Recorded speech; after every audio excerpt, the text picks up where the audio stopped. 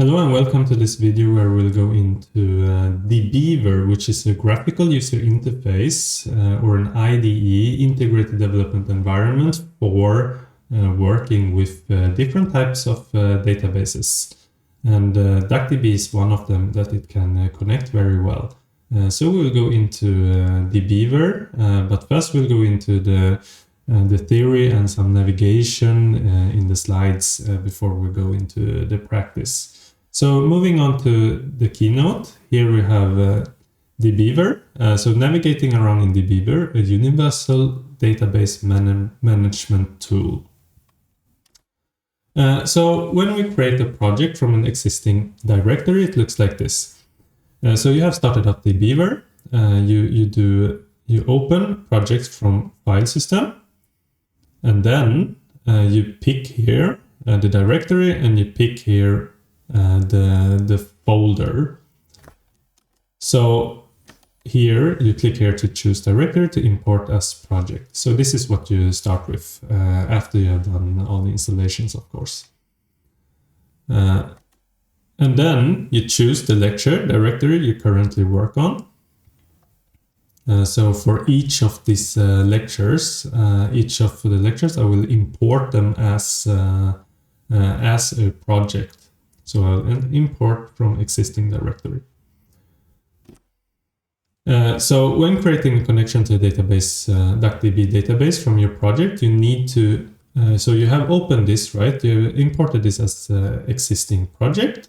So you need to click on the connections, and in the connections, you click on this button to add a connection, and then you pick DuckDB. So click DuckDB and select the path to your database file. And this means that it means that you should have a database file already. And the database file, okay, how do you get that? Well, you create it in the CLI.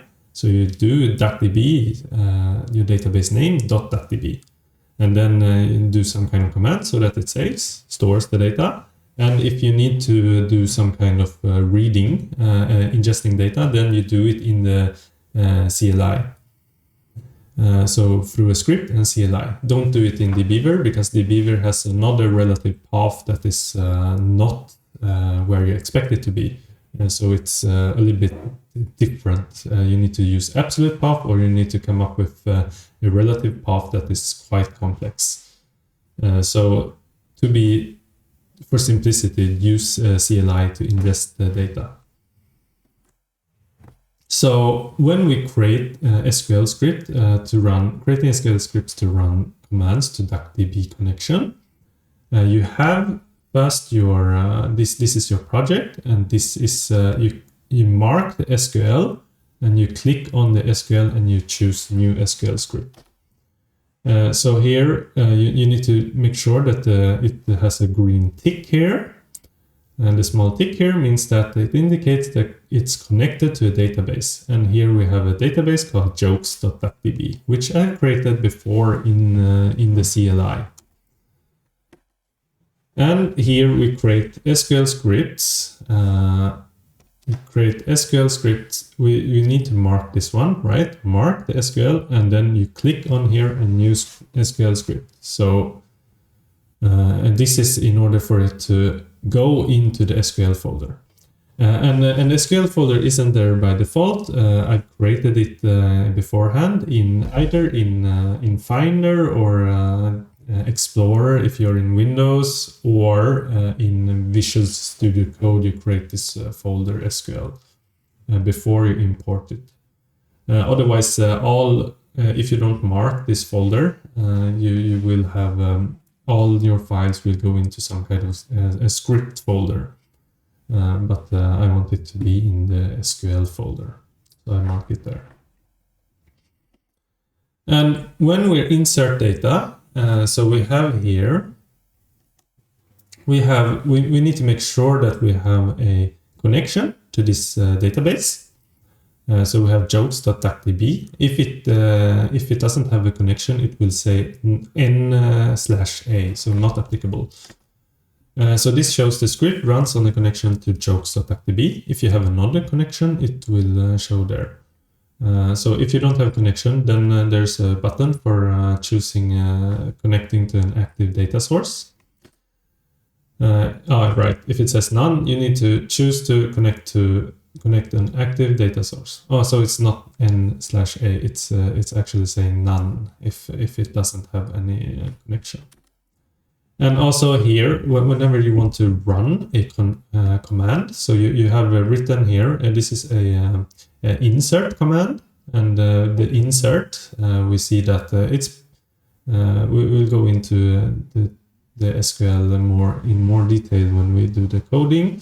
But basically here, if you want to run this one, you do command enter, command return if you're in Mac, or control return if you're in Windows. When you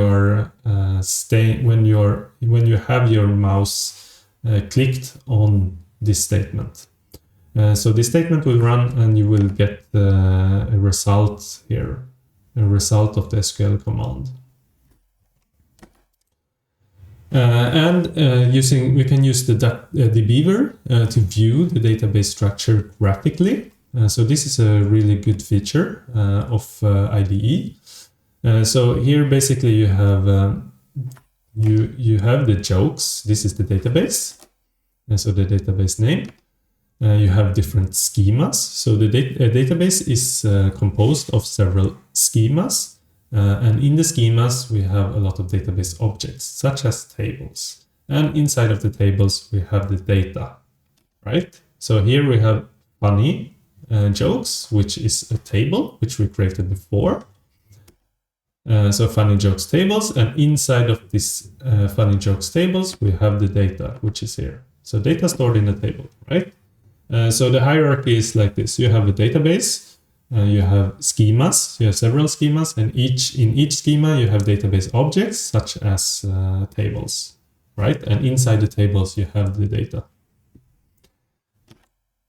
And remember, whenever you're finished, if you have changed your database by doing insert, manipulated the data with insert, update, or delete, or you have ingested some data or something that changes the data in the database, you need to disconnect the database to ensure that the changes are saved to disk.